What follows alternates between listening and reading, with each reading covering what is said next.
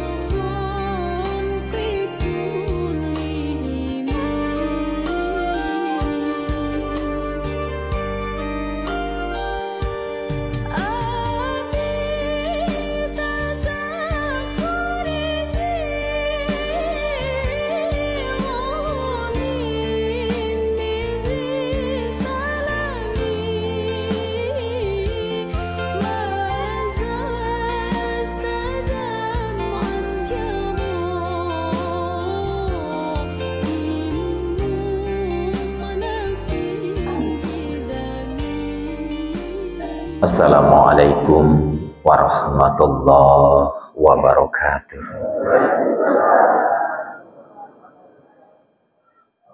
Alhamdulillahi wa kafa. Assalatu wassalamu ala Rasulillah Muhammadinil Mustafa wa ala alihi wa sahbihi ahli siddiqi wal wafa. Asyhadu an la ilaha illallah wahdahu la syarikalah wa asyhadu anna Muhammadan abduhu wa rasuluhu la nabiyya ba'dah. Allahumma salli wa sallim wa barik ala Muhammad wa ala alihi wa sahbihi wa man tabi'ahu ila yaumil qiyamah. Amma ba'd. Hadratil kiram, para alim, para ulama, para sesepuh, bini sepuh, aji sepuh, saha bapak-bapak, ibu-ibu, jamaah pengawasan ingkang sami rawuh. Alhamdulillahirabbil alamin. Katitine Allah mboten atas waleh, mboten atas kendhat paring nikmat dumateng kula lan panjenengan sami. Sumangga kita ugi mboten atas waleh, mboten atas kendhat tansah ngunjukaken syukur kita dumateng asa dalem Gusti Allah. Mugi kanthi kita menika purun syukur, Allah ridho lan Allah badhe nambah nikmat ingkang langkung kathah malih manggah kula lan panjenengan sami. Ugi salawat win salam tansah kunjuk dumateng uswah hasanah kita, panutan kita Kanjeng Nabi Muhammad sallallahu alaihi wasallam ingkang kita tansah usaha nderek ittiba dumateng panjenenganipun ing pangangkah kita saged dados ewaning umatipun wacana kanthi makaten kita nggadahi setunggal pangajeng-ajeng pikantuk syafaat pitulungan saking Allah lumantar panjenenganipun Kanjeng Nabi Muhammad sallallahu alaihi wasallam. Ibu bapak ingkang dipun rahmati Allah, setunggal kanugrahan menggah kita sami menika dipun utusipun Kanjeng Nabi kangge nuntun kula lan panjenengan sami tumuju wonten margi ingkang leres lan lurus ingkang saged jalari kita manggen wonten panggenan ingkang mulya wonten ngarsa dalem Gusti Allah. Pramila sok sintena ingkang purun nderek dumateng napa menika ajaranipun utawi tuntunanipun Kanjeng Nabi, insyaallah menika terjamin gesangipun donya ngantos wonten ing akhirat. Pramila monggo ampun kita menika males utawi ampun kita menika kendhat, monggo tansah belajar napa kemawon tuntunan ingkang sampun dipun paringaken dening Kanjeng Nabi. Nun sewu ibu bapak, setunggal hadis Rasulullah menika ngendikaaken, innallaha ja'ala bani adam ala samanin fisolin. Satemene Gusti Allah niku ndadekake bani Adam iku duweni wolung sifat utawi sifat 8 ibu bapak. Jadi napa duweni sifat 8, minha arbaun min ahli jannah. Ing antarane 8 niku enten sekawan sing dados sifatipun ahli syurga. Lan mangke setunggalipun nggih wa arbaun min ahli nar, lan ingkang sekawan menika sifatipun ahli neraka. Napa kemawon ingkang dados sifatipun ahli syurga ingkang sepindah nggih menika wajhun malihun. Wajah yang senantiasa berseri-seri, wajah yang senantiasa menampakkan satu optimisme, napa menika wajah yang senantiasa menampakkan keceriaan, Bu Bapak. Milane kanthi ngaten menika Rasulullah menika ning nuwun sewu lho Bu. Wajah yang napa berseri-seri niku mboten wajah yang difilter lho nggih.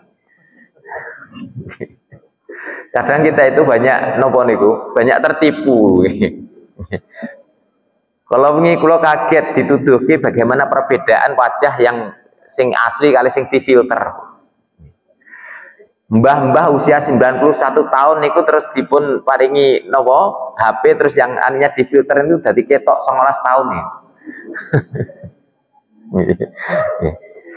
Maksudnya wajhun malihun, wajah yang berseri-seri ini wajah yang senantiasa memancarkan keceriaan, wajah sing senantiasa napa menika familiar utawi senantiasa napa menika memancarkan kedamaian. Dan hal ini nuwun sewu niki mboten cuma di wajahnya saja. Akan tetapi di dalam perbuatannya ini juga memancarkan satu keselamatan, kedamaian. Ini pun nuwun sewu dimulai dari wajah yang kita ini kepada siapa saja itu grapyak. Kita tidak memancarkan wajah yang serem utawa nopo merengut utawa memancarkan permusuhan. Karena kalau kita ini nuwun sewu nek wajah niku merengut sapa mawon nyawang niku nggih mboten penak nggih. Nuwun sewu Bu jenengan nek bapak niku seneng bapak niku senyum napa merengut. Senyum to nggih. Sami mawon nggih. Kita itu melihat orang kok terus awake napa meneh kok diperenguti Bu. Yen cepi mawon awake niki nggih rada. Milanipun Rasulullah itu ngajaraken afsus salamu bainakum. Tebarkanlah salam di antara kamu sekalian. Artosipun kita itu harus memberi kedamaian, menjamin keselamatan kepada orang lain. Jangan sampai kita ini menjadi orang yang membahayakan kepada orang lain. Milane mari kita perbanyak persaudaraan, perbanyak persaudaraan rukun dengan siapa saja, jangan baru pertama ketemu itu pun langsung curiga.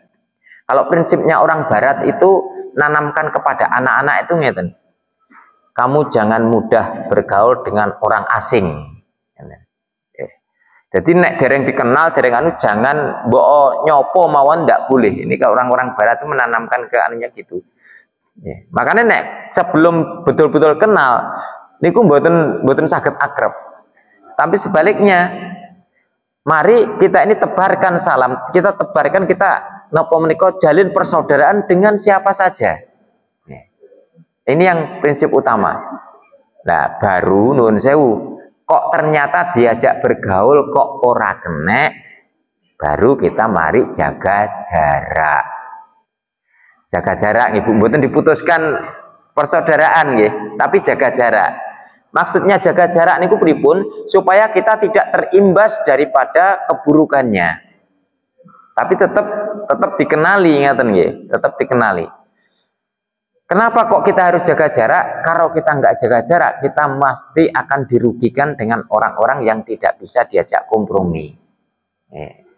Mau dikandani ape-ape, dijak kekancan niku apik, bosok keri-keri kok gene ngapusi Bu. Nah kita terus, yo musuh-musuh nggih awake kapusan terus ngoten. Artinya kita jaga jarak. Makanya nuwun sewu, kita disunahkan oleh Rasulullah dipun paringi tuntunan itu ngeten. Tabassumuka fi wajhi akhika shadaqah. Senyummu kepada saudaramu itu adalah sedekah. Maka sedekah niku janjane nggak pakai abot nggih. Jadi biaya tidak harus pakai biaya nggih Bu nggih. Tapi kadang-kadang orang itu nek jenenge sedekah itu kayak kadang-kadang kan harus pakai biaya ngoten nggih. Nggih, pakai biaya. Padahal senyum kita kepada saudara kita itu adalah sedekah. Oleh karena itu tebarkanlah senyum kepada siapa saja begitu ketemu itu tersenyum. Tersenyum. Nah, itu sudah sedekah. Nggih, jangan senyum sendiri-sendiri ngoten nggih. Dhewean tersenyum ngoten. Sedekah kok Pak. Gak ono napa? Gak ketemu wong bareng senyum-senyum mawon. Nggih.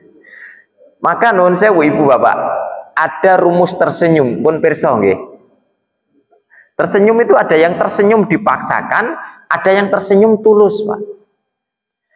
Dan ini menjadi standar profesional sebuah sebuah perusahaan, terutama yang di bagian front office ya, di bagian front office itu harus bisa tersenyum dengan tulus. Ada rumusnya itu 227. Pak. Jadi pipi kanan ditarik 2 cm, pipi kiri ditarik 2 cm, ditahan minimal 7 detik. Nah, ini kalau kurang dari 7 detik itu senyum yang dipaksakan. Makanya nuwun sewu, pekerja-pekerja yang dia berhubungan dengan masyarakat ini selalu melatih diri. Nah, ini mungkin jenis latihan Bu. Tapi betul garisan, kok golek garisan jatah diukur tuh 2 cm nopo dereng. Cukup jenengan ngendikan itu 11. Nah, 11 niku mungkin pun tersenyum Bu. Cuma ditahan 7 detik. Tidak lama-lama 7 detik. Karena kalau nun sewu, kalau cuma 1 detik, niku mboten tersenyum. Nggih, nyemoni niku nggih. Tapi jenengan disenyumi kali harus cuma 1 detik. Mboten kerangan nggih. Nggih. Nah, ini yang diajarkan. Mari kita berikan senyuman kepada siapa? Karena itu sudah membuat orang lain itu senang dan itu sedekah. Nah, pertama monggo kita berlatih untuk menjadi wajhun malihun. Terus kemudian yang kedua, sifat yang kedua yang menjadi sifatnya ahli syurga itu adalah walisanun fasihun. Lisannya fasih. Lisannya itu teteh. Teteh dalam hal apa? Ketika berbicara itu mengeluarkan kata-kata yang baik. Lisan, nun sewu, ini perangkat yang diberikan oleh Allah kepada kita. Saat sekarang ini terserah ya. Terserah kita mau pakai apa saja, terserah Bu. Terserah Pak. Mau ngaji nggih oleh. Nggih misuh nggih oleh. Nggih mau sholawat, mau asmaul husna nggih bareng. Nggih nyanyi campur sari nggih bareng. Ini perangkat yang diberikan oleh Allah. Tapi bagaimana kita menggunakan lisan ini menentukan kita mau kemana. Nah, kalau kita inginnya ke surga, maka kita buat lisan itu lisanun fasikun, lisan yang senantiasa mengeluarkan kata-kata yang baik. Yang keluar dari lisan ini adalah hal yang baik. Baik, santun, terus napa menika menenteramkan. Nun sewu Bu, apakah nek ngomongnya niku alus, ngomongnya basa krama inggil niku mesti apik. Kula niki nggih diceritani, Pak. Ternyata wong niku nek utang niku ngomongnya halus. Tapi ndak tahu utang. ini nanti diri napa? Ya tenan napa mboten niku itu ternyata ndak jaminan. Napa enten wong teko utang terus karo bentak-bentak rak mboten. Aku nyilih duwite oleh ra oleh tak mboten enten to nggih. Mesti nek utang niku alon-alon nun sewu Mbak Yu wis pokoke dimulai saking mukadimah niku panjang mungkin teh nggih halus bahasane niku nggih. Nggih, mari ngoten nggih. Nun sewu nggih niki repoti. Mbok pilih saged kula ngambil artone sekedap niki kangge keperluan lari kula sekolah, Bu. Estu mungkin tanggal gangsal welas, estu tanggal gangsal welas mungkin kula wangsulaken. Apik to nggih basane nggih. Tapi ketika janji tanggal 15 niku napa mungkin tanggal 15 niku dipenuhi. Nah, inilah oleh karena itu ukuran lisanun fasikun ini bukan pada tutur katanya saja yang baik, tapi pada substansinya. Maka ukuran pertama lisan yang baik itu adalah apabila dia berkata itu benar. Apa yang dikatakan itu benar. Jujur. Makanya kan Rasulullah niku ngendikane ngeten, kulil haqqo walau kana muron. Katakanlah yang sebenarnya, yang hak itu katakanlah yang hak meskipun terasa pahit. Kenapa? Mungkin pahitnya sesaat itu, tapi setelahnya itu akan ringan, Pak. Daripada awalnya janjini muluk-muluk dan membuat kita ini terbuai, kita ini seneng gitu nggih. Ternyata di belakang ternyata itu mboten enten wujude. Kan lebih menyakitkan. Nah, maka benar kata Rasulullah, mending sakit di depan tapi di belakang itu tidak ada beban daripada disuwanjeni macam-macam wis kadung seneng, kadung percaya, tibake keri-keri ora ana wujude. Itu lebih menyakitkan ya. Maka lisanun fasikun ini terletak kepada bagaimana apa yang dikatakan itu adalah benar. Nah, baru kemudian baik. Monggo ngangge basa nggih bareng. Oleh karena itu mari kita jaga Ibu Bapak lisan kita. Hendaknya mari keluar dari lisan kita itu sesuatu yang baik, sesuatu nawa menika yang tidak menyakiti hati orang lain. Yang tidak menyakiti hati orang lain. Makanya Khalifah Umar itu mengatakan perkataan yang baik itu apa sih? Perkataan yang baik itu adalah nasihat, kemudian kalimah-kalimah thayyibah, zikrullah. Maka monggo lisan ini kita gunakan paling tidak untuk zikrullah, terus kemudian mengucapkan kalimah thayyibah dan bernasihat. Nah, Nasihat niku benten kali ngujuk-ngujuki gitu nggih. Nasihat itu artinya memberikan solusi yang baik ngoten nggih. Tapi nek ngujuk-ngujuk ini ketoke men apik yu iki nek barang apik tukunan wis murah iki tenan, murah tenan. Dan iki ngujuk-ngujuki. Nggih. Terus kemudian yang ketiga yang merupakan sifatnya ahli surga ini adalah qalbun taqiyun. Hati yang takwa, hati yang taat. Hati yang dia mau napa menika taat untuk beribadah kepada Allah, taat apa yang diperintahkan Allah itu dia penuhi. Berbeda dengan orang yang dia menolak. Kalau orang menolak apa yang diperintahkan oleh Allah itu bukan hati yang takwa atau hati yang taat, tapi itu adalah ada kesombongan. Maka qalbun taqiyun ini diwujudkan dengan orang yang senantiasa itu rendah hati. Rendah hati, jauh dari kesombongan.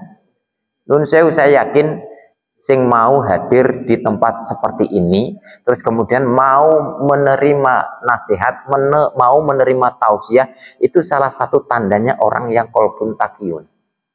Alhamdulillah itu. Iya. Karena orang yang qalbun taqiyun itu nggak mau Pak dengarkan nasihat itu. Merasa dia sudah benar, merasa sudah pinter. Meskipun nuwun sewu, kadang-kadang yang dinasihatkan itu panjenengan sudah tahu kadang-kadang ya. Karena memang taklim itu tidak semuanya hal baru. Kadang-kadang untuk mereview, ya, kadang untuk tadkirah, untuk mengingat saja itu kadang-kadang. Tapi mau mendengarkan. Nah, inilah salah satunya. Nah, ketika kita ini mau mendengarkan nasihat, kita mau mendengarkan masukan dari orang lain, itu tandanya kita ini orang-orang yang rendah hati. Dan itu adalah cirinya, salah satu ciri orang yang qalbun taqiyun. Nah, selain itu ibu bapak, apa perwujudan dari kata qalbun taqiyun? Kita ini senantiasa taat atas apa yang diperintahkan oleh Allah Subhanahu wa taala. Kemudian yang keempat, yang merupakan sifatnya ahli syurga ini adalah yadun sahiyun, tangan yang senantiasa memberi.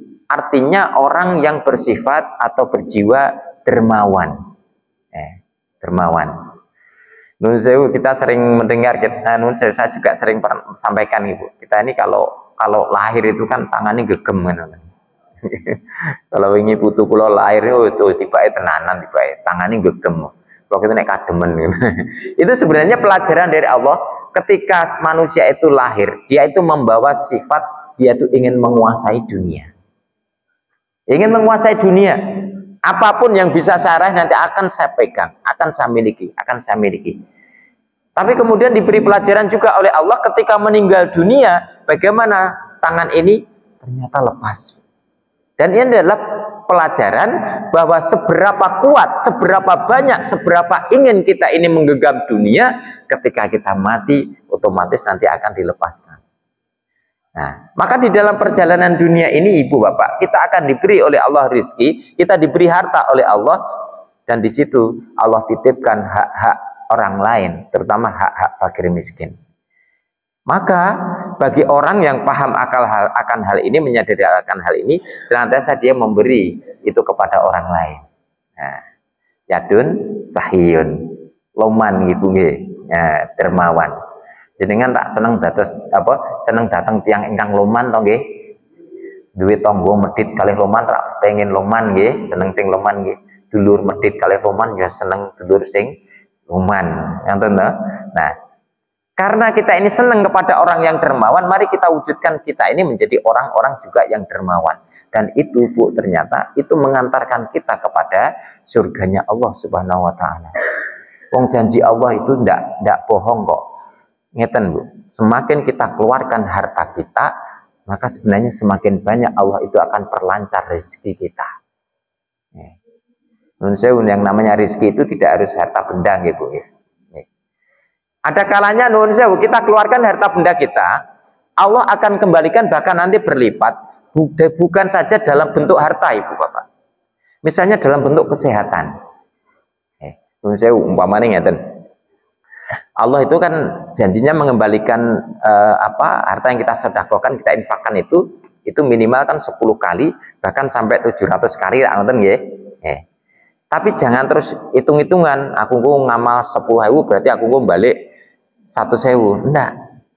Taruhlah nun sewu, jenengan ngamal atau jenengan infak 10.000. Terus kemudian pilih mana, jenengan dibalik ke 1.000, apa dibalik ke sehat?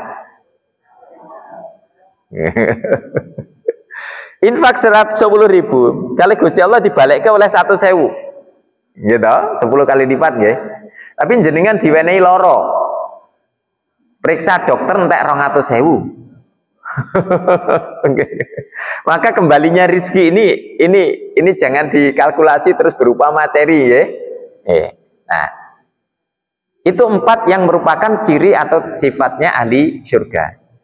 Kemudian wa minha arbaun min ahlin nar, dan di antara 8 sifat tadi ada 4 yang ini adalah sifatnya ahli neraka. Apa yang pertama adalah wajhun abisun, wajah yang senantiasa itu masam, wajah yang senantiasa itu memancarkan permusuhan, melili, ketemu sengo-sengo wis wajah garang ditampilkan, Bu. Iya, kadang-kadang itu di nopo, yo konco jane niku, kadang-kadang disapa itu kadang-kadang sok gak kenal, nopo jaim nggih, dan nopo jaga image ngoten nggih. Lu ada, Bu. Orang itu udah dia kalau ketemu dengan siapa menunjukkan seakan-akan dia itu seorang yang tinggi, ngoten. Tidak mau sumana, berapiak sumana dengan orang-orang biasa itu tidak mau. Nah, dan ini nun sewu senantiasa menebarkan dia itu permusuhan. Siapa saja itu dianggap sebagai orang asing, orang yang nanti dimusuhi. Dan minim sekali dia itu memberikan keselamatan kepada orang lain. Apalagi kok kadang ada orang orang celaka, nolong aja ndak mau. Enek wong tiba niku melengos. Nah, ini monggo kita hindari nggih. Kita perbanyak persaudaraan dengan siapa saja dan kita minimalisir permusuhan. Karena nuwun sewu, prinsip yang itu gini.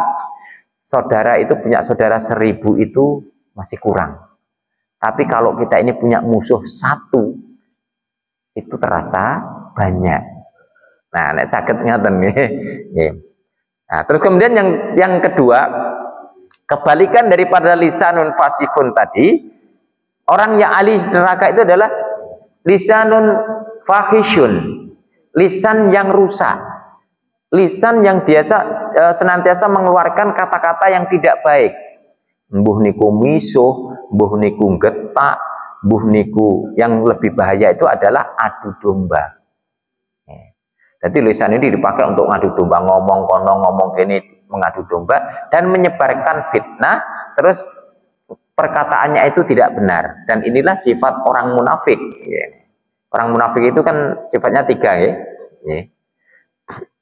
Ayatul munafiku salasun, sifatnya orang munafik itu ada 3. Idza hadasa kadzaba, apabila dia ngomong itu berbicara itu bohong, wa idza wa'ada akhlafa, dan apabila dia itu berjanji mengingkari, wa idza tumina khana, dan apabila itu dipercaya dia berkhianat. Nah, maka ini dihindari sifat ini, sifat ini. Nah, monggo nanti kita jaga lisan kita. Terus kemudian yang ketiga, yang sifatnya ahli ahli neraka itu adalah qalbun syadidun, hati yang keras. Hati yang keras ini tidak bisa menerima kebenaran. Tidak bisa menerima kebenaran. Akan menumbuhkan rasa sombong, dia sudah merasa benar, dia merasa baik, dan bahkan apa yang diinginkan harus tercukupi, harus terpenuhi gitu. Tidak peduli benar salah, pokoknya apa yang saya inginkan harus terpenuhi. Dan orang seperti ini, maka dia akan jauh atau dia tidak mau mentaati atau melaksanakan perintah-perintah Allah Subhanahu wa taala. Dia jauh dari ketaatan kepada Allah Subhanahu wa taala. Nah, ini monggo kita hindari nggih. Kita hindari. Ya. Itu qalbun syadidun, hati yang keras. Bahkan tidak tersentuh dengan sesuatu yang sangat mengharukan, itu tidak tersentuh. Nah, orang seperti ini dinasihati itu sulit, Ibu Bapak. Dinasihati itu apa meneh kok diomongi. Dinasihati itu sulit. Mengke kapok ini ku nek pun kecentok. Kebetulan terus dia celaka itu baru nanti kapok. Kalau hanya nasihat-nasihat ini, maka kita hindari. Mari kita nopo menika jangan sampai kita ini menjadi orang yang sulit menerima nasihat. Meskipun nun sewu, meskipun keluar dari seorang anak kecil, kalau perkataan atau nasihat itu baik, mari kita terima itu. Jangan kita menutup diri kita dengan kesombongan yang ada pada diri kita. Kenapa? Karena sombong itu adalah bajunya Allah yang tidak pantas untuk disandang, dipakai oleh hambanya. Ya. Kemudian yang terakhir, yang merupakan nanti sifatnya ahli neraka itu adalah yadun bakhilun, tangan yang bakhil, tangan sing tetap gegem niku wae. Nah, tangan yang bakhil. Nah, oleh karena itu kebalikannya tadi, monggo kita mau ikut kemana?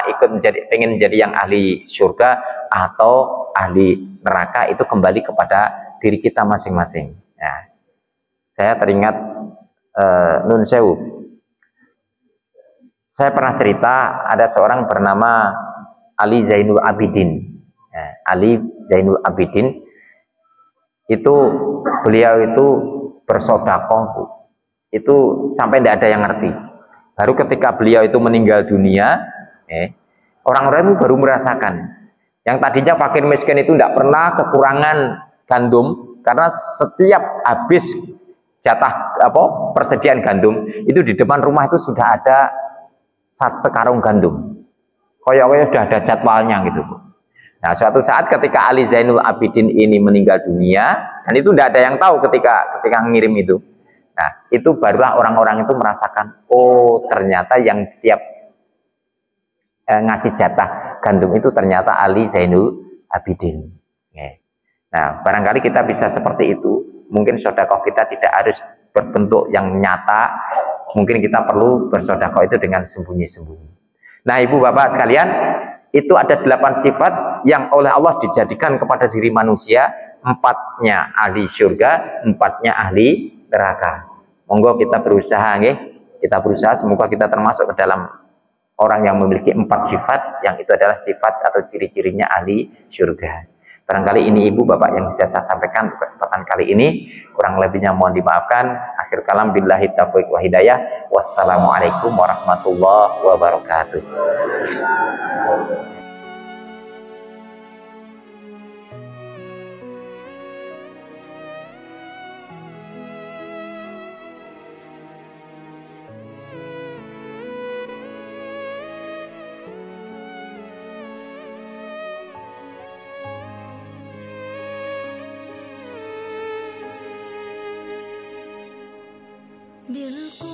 بالقرآن سأمضي أجلو خبث الأرض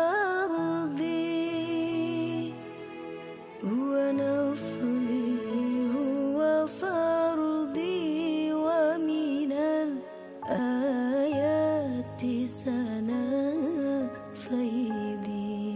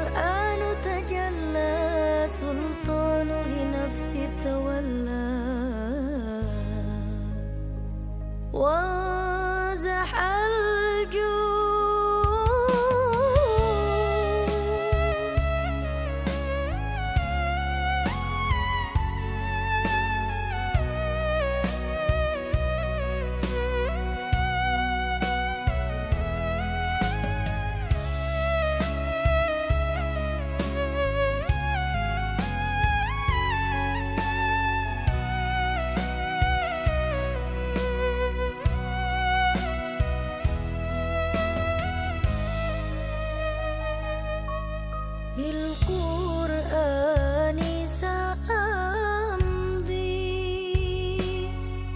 أجلو خبث الأرض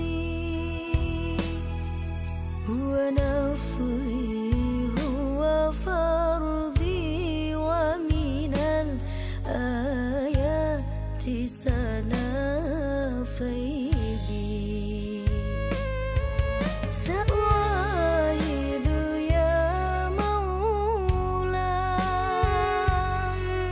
في ولا لا قولا نصر كتابي أولى وسيبلغ بالدنيا طولا ذقت ولن أتخلى عن ميلادي المبرور سجل تاريخ وجودي من بعد حياة البور ذقت ولن أتخلى عن